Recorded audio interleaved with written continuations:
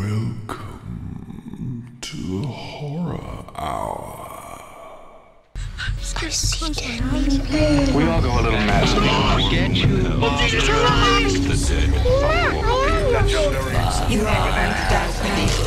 Here's Johnny.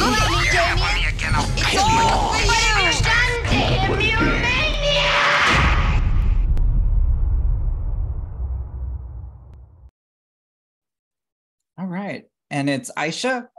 It's Aisha, like Aisha? Oh, okay. I like that. Skin Okay. condition, yeah. Hi, Aisha. I'm Yutaka. I'm with the Horror Hour. How are you today?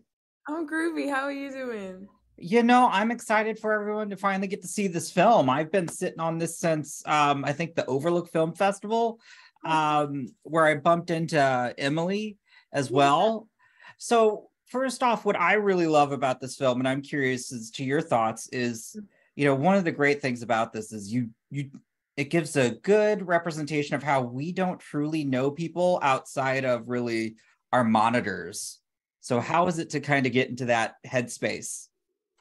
Yeah, I mean, I think that that's something that we're all kind of collectively experiencing right now, because no matter who you are, kind of can't get away from having some kind of social media presence, or at least being aware of it, even if you don't have social media yourself. And I do think it's really interesting how we're living these kind of simultaneous lives, like train tracks. You know, there's the one life where we're not getting enough sleep and we're stressed all the time and running late for everything. And then there's the other life that's like filtered and it has Facetune and it sounds great and it looks great. Yeah, I think no matter who you are, you're doing a certain amount of kind of manicuring in terms of how you want people to see you and perceive you. No, I completely agree. And I think that was something that was fun going into this film because, and I won't do spoilers, but I just enjoyed how we saw your character's journey. And what I'd like to know too, with being Cecilia, and first off, I do love the description. It says you guys are stuck in a remote cabin. To me, that's no cabin. That is gorgeous. What was it like filming on location there? I mean, yeah, no, you are correct. That house is like an architectural like marvel. I think we're super lucky that we got to film there because it's so perfect for the film, you know. Even just in the glass kind of, you feel like you're almost like a trapped mouse in a cage. You know, the glass cage is like it's like almost being like a goldfish or something. Yeah, I mean, I loved being on location in Australia. Before Sissy, I hadn't worked in Australia in like 10 years or around about that. So I was excited just to be home and to be working with an Aussie crew again, because I think Aussie crews are incredible. And then, you know, on top of that, to be in nature, we got to film at some really incredible locations all around Canberra. Places that I didn't even know existed, actually. Like, there was one day we're on this cliff, like, you know, with the scene. Oh, yeah. And, you know, it was like this kind of desolate looking place. And then we walked down like to have lunch and there was just this like waterfall where everyone, I just like put my feet in the water at lunch and had like the greatest time. Actually, I think that day Yaren dropped her phone off the edge of the cliff. Oh my, oh no. It literally slid down a rock and we all watched her phone just go whee and then like down the bottom, like in a similar way that something else goes sliding down the cliff as well. Tragic. It's so that funny. got one of the biggest laughs in the theater. I will tell you, that was also another surprise. I knew going into this I was getting a horror film, but I also didn't know I was getting comedy and slasher. Like it just, I'm a gore hound and I was very impressed and equally as surprised. But the comedy within this, so there are certain scenes to where your character is just, it's very serious, but it's still, you know, as the viewer, it's comical. And I'm curious, how do you keep from not breaking a scene? Because some of your line delivery had me in stitches. I mean, honestly, a lot of the stuff that, because I've seen it at a couple festivals and been able to watch it with audiences, and it's so funny to me because people will be laughing at stuff that I never thought was funny. like I was being really genuine and earnest. So, you know. Oh no. No, it's great. It's great because that's how I'm always gonna approach everything. And I think the funniest stuff always kind of comes from tragedy, you know. This Uh, is true. the funniest moments are always the ones that are kind of heartbreaking and kind of uncomfortable. Um, but yeah, no, I was always just playing the heartbreak, and people find it funny, so that's okay. My goodness.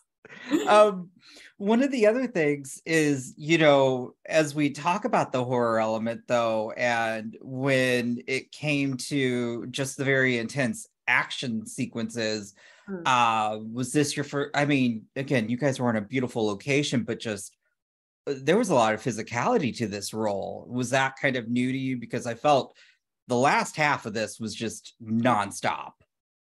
Yeah, I mean, I've done like little bits here and there of like stunt work, you know, falling, you know, Mhm. throwing punches and stuff like that. I've done it like very sporadically, but I think this film is the first time that I really worked heavily with a stunt coordinator and had to like fully choreograph scenes. I honestly really loved it. I like learning how to smash like sugar glass and um, you know, having like blood put all over me. Like I loved it, especially because the thing that I was coming from, the thing that I had been doing for many years was the bold type. And I was always in heels and like very pretty and Made like up, yeah. healer and, you know, looking put together all the time. And then Sissy came around and I was like, oh great, I can just let it all hang out. Like I can I I can be as gross as I want to, and there can be snot pouring down, and I can have like bloodshot eyes, and it'll all be fine, you know. Honestly, yeah, I really really loved it. I kind of like uh, I'm quite lazy, but you know, if I was more motivated, I'd probably be in like some kind of combat training class or something. it was a lot of fun. Again, I think there was just so many moments as I was watching, and trying to also, again, the crowd was just in a roarous laughter. And one of my favorite things though is there is a certain scene that's very gross out, and here, so you said you got to watch it as well. Did you experience the audience also just kind of do a collective Oh yeah. There's one moment where everyone collectively gasps every time without fail. Um and it is incredibly uncomfortable. But like the thing about it that's so funny to me is like there's all of these gory kind of moments that make you feel uncomfortable. Mhm. And there's also these moments of just like pure social anxiety that I think are just as uncomfortable, if not more. And I love the way that in the edit they chose not to cut out of shots that they could have just cut out of. You know, like the moment's kind of over, but the fact that they stay in it just kind of means that you as an audience are like, okay, are we done with this? Like this is making me skin crawl, you know.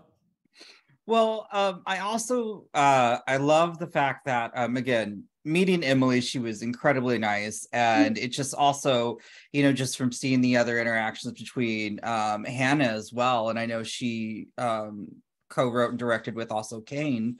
But what was it like also working with them, as they were also, I mean, this was kind of their product or their baby in a sense, and you getting to be in it and navigate through that. Yeah, I mean, honestly, Hannah and Kane were incredible to work with. They were so collaborative, and all of the weird ideas that I came to them with, I don't think they ever shut me down, not one time. And I was like so ready to be like told like, ah, that's a little weird, maybe do it different. But they were down every single time.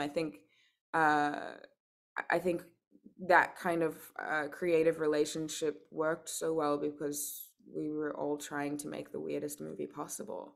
And I think we did pretty good in creating just an absolutely bizarre film.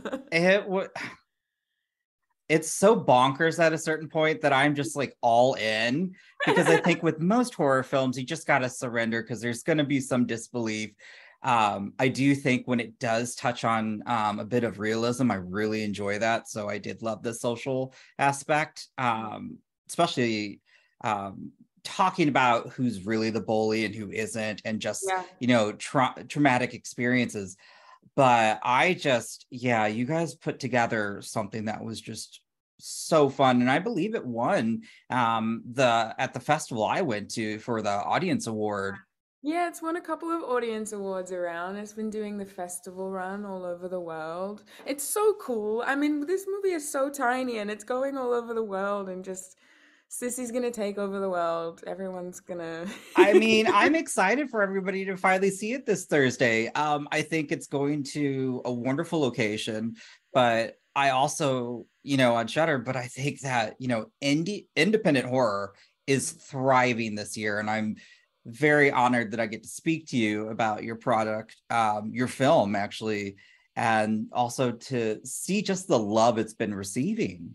Yeah, it's very cool. I think it just is like it's really it's a specific story, but it's also kind of timely just in terms of how we're all kind of experiencing the world right now. And it's also like very specific to a certain millennial person, you know. Because millennials are we're kind of the last generation to have experienced the world without the internet and then the world with the internet.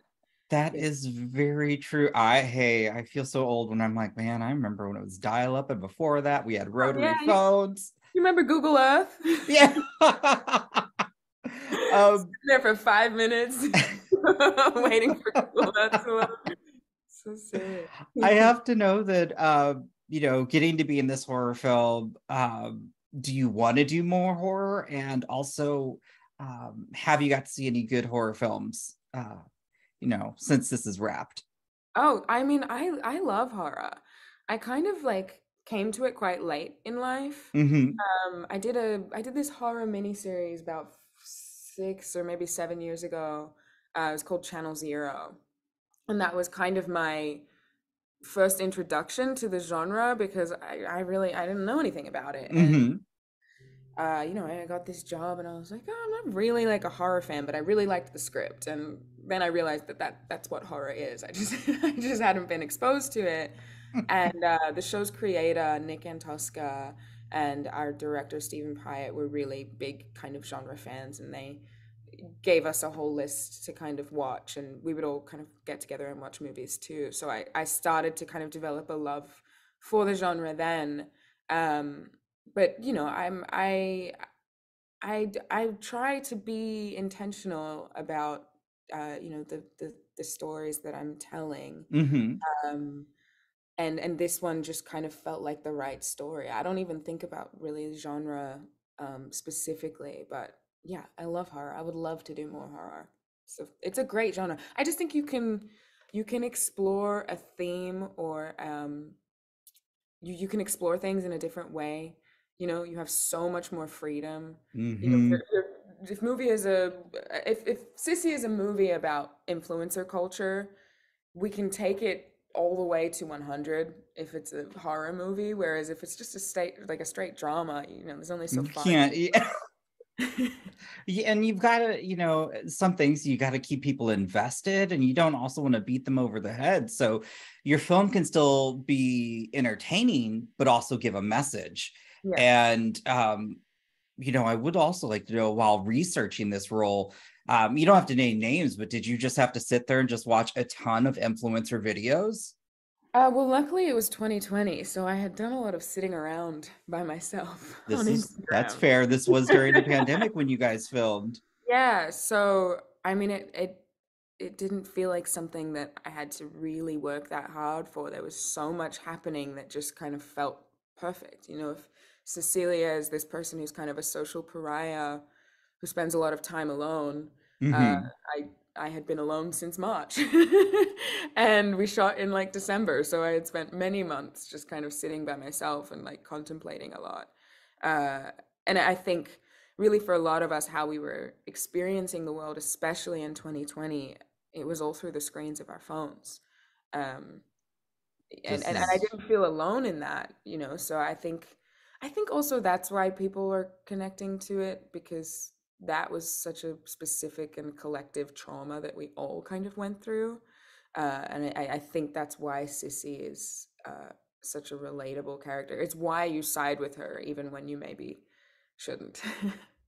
No, I totally get that. And it's very true because, we were all every part of the world had to experience their own lockdown, and then you know, you just see those stories, or myself too, and just all that we had was our phones, computer screens, you know, and we couldn't sometimes experience certain events just because, again, you know, you couldn't travel or you couldn't.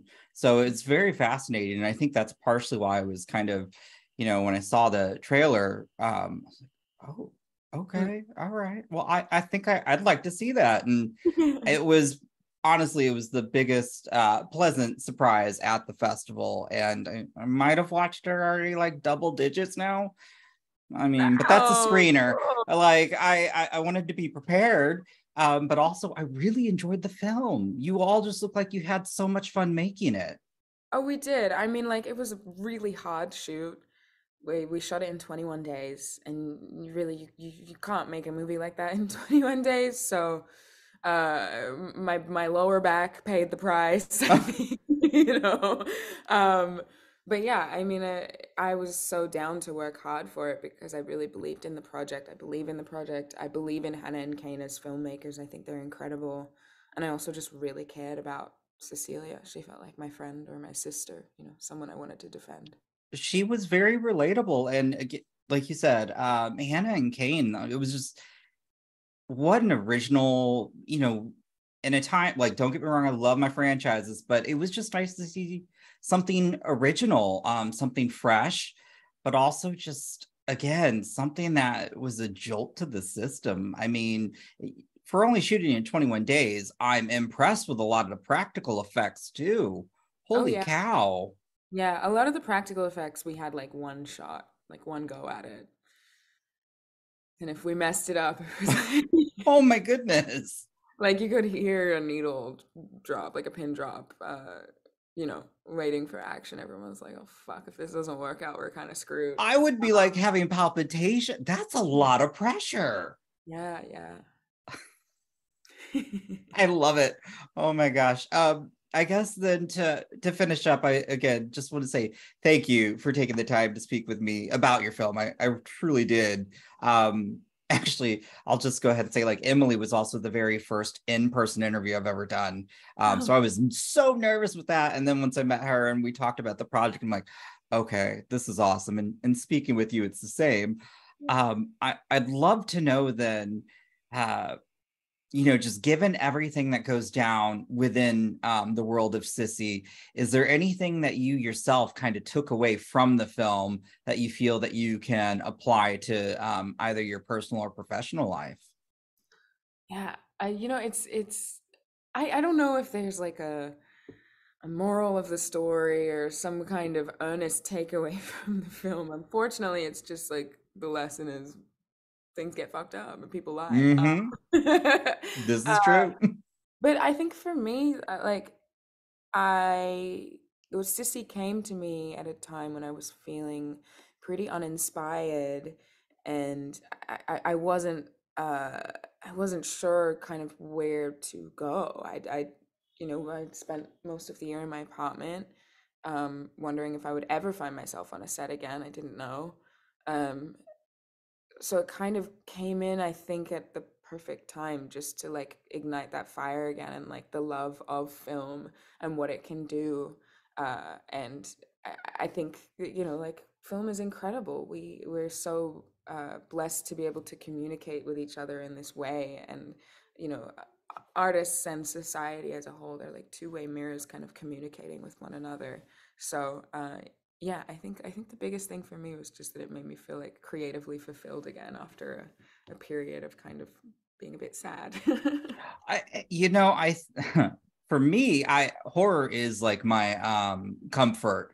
So horror films just in general, but I can totally agree and understand it, because I think during that time too, I think just the world itself, we were all just kind of, well, stuck. And you know, some of us, like you said, we were just in a rut. And so to see something that kind of ignited that fire, that's really awesome. And um I completely understand. And yeah, that just makes me happy, because again, this film just, I can't give it enough kudos, because I just had too much fun. And I think that's what horror should be. I think it's a great escape.